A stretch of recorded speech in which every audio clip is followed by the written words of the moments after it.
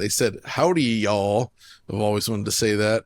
Should I read this in Farmer John style? Maybe not. Do it. Okay.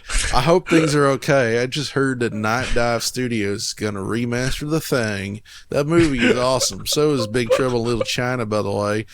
But the game was one of my favorite back in the day, but my PC weren't capable back then, so it was rough going playing it. I was wondering what games you'd wish you played first on better hardware. That's a good one. Apologies, but Farmer John made a quick reappearance there. Farmer John is back. From my, what was it, the Farming Simulator Far video. Cry. Or was that Far Cry 5? They were in both. It first showed up in Farming Simulator. Anyway, let's answer the questions. That is cool. We did see that Night Dive is remastering The Thing. What a cool little project there. That was an underrated game from back in the day. And it's kind of just disappeared, right? Like, there's not really any modern way to play that outside of just getting original copies, which a lot of people are not want to do. So I guess when thinking about what games you'd wish you'd played first on better hardware, one that always comes to mind was Far Cry 1 somehow. Because when I first played it, I was like, this is doing some amazing stuff, but it really didn't run very well for me. But I eventually did upgrade my PC to get ready for like Doom 3. So it was just a matter of months, if I recall. But I first played it in a state that was not great, and it was choppy enough that I found some of the design decisions more frustrating than I might have otherwise because it wasn't running very well. Like the guys that can shoot you in the face from across the map or the Trigen. Those were not great. You could have been more forgiving of it if it was better looking. Yeah. Better running. So, But in general, I wouldn't say playing in a suboptimal state necessarily ruins experiences for me all that much. That's just one I remember specifically because PC stuff tends to be more like that. I guess I could say, like, I might almost say Quake, but like it didn't negatively influence me. But when Quake first came out, I tried to play it on my 486 in a little window at like 5 frames per second in the smallest size, and it was horrendous. But I wanted to experience Quake, and I didn't have a powerful enough PC just yet. That would come soon, but at the moment, it was bad, and that seems like it would be applicable to this situation, but at the same time I don't regret having seen it on a 486. I find that amusing in retrospect, you know. I don't know, do you guys have anything like this? Yes, I got one. Please regale us. I played Bioshock on a unsupported GPU, so that was a game that required, it was the weird Unreal Engine version, but they made it require DirectX 9.0C, and I had a X800 XT, which was only DirectX 9.0B shader model to whatever. And to get the game running, I had to use a user mod, which turned off some shading levels in the game.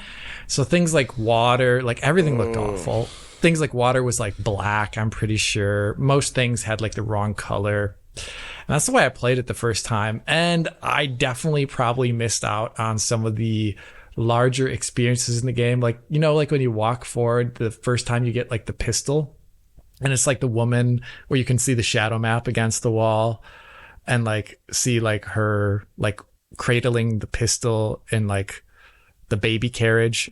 Like you're supposed to see it before it happens due to a shadow map, and you just don't see that at all. So, you know, like there's like, it's just like I'm hearing audio at that point, and that was the experience, but I wasn't getting any of the like, oh, like everyone is like, I couldn't remember when the FMV turned off and it turned into gameplay. I couldn't even remember the switch, but for me it was painfully obvious when the FMV turned off. So yeah, that was how I experienced Bioshock 1, and I don't think it was probably the best way to play it in retrospect. Oh, wow. Would you kindly put a better graphics card in your PC? Yeah, seriously, at that point. That's a fun one, John. We got to do that with the retro PC because that's a funny PC version. That's an interesting Xbox version. You know, there's even an old iPhone version that's no longer available. Yeah, as far as I know, but they did port it at one point. We could maybe emulate it. I don't know. That'd be weird. Oliver? Yeah. Yeah, probably the games I was playing in like 2004 on PC. So I had like one of those bog shelf, kind of crappy,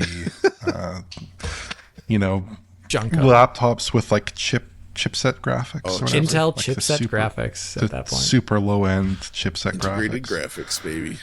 Pentium. Yeah, M, and probably the games I was playing at that point. I remember playing Halo Combat Evolved on that. I remember gosh. playing Oh no. World of Warcraft on that.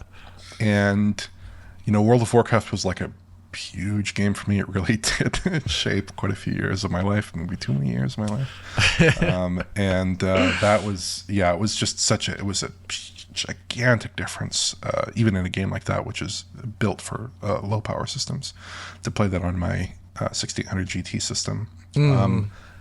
Although actually, I did have even some appreciation back then for the less performant versions of games, because after I played Half-Life 2 and Doom on my PC, I actually got Half-Life 2 and Doom 3 on my Xbox, my original Xbox, and I played them there on a CRT with much weaker console hardware and a gamepad in like 2005, and I was really enjoying that. So, even back then I had some taste for that. The only other period I can think of is in 2014. I was kind of, between computers. For the most part, since then, I've had pretty good computers. But I was playing a game called WildStar, that MMO that launched in 2014 that did not do so well. Very good MMO, though. And I was playing on a MacBook Pro with integrated graphics and Boot Camp. I think an Ivy Bridge MacBook Pro with the Intel HD Graphics 4000. And that was not very good. It was like 720p, 25 FPS, just a pretty miserable experience. I was enjoying it at the time, but looking back, that was a bit of a depravity in my, Oh boy. my game playing history. So Halo's an interesting one where it supports fixed function hardware, like which would have been your Intel at that point. I'm pretty sure, probably would have been fixed function. Probably, yeah. And but it would look like. It looks like a very different game. That's another game we can do, John. We can show it on fixed function versus Xbox hardware. We could do a lot of fun stuff with that. Wow. Yeah. That's some Good good times. stuff, guys. I appreciate it.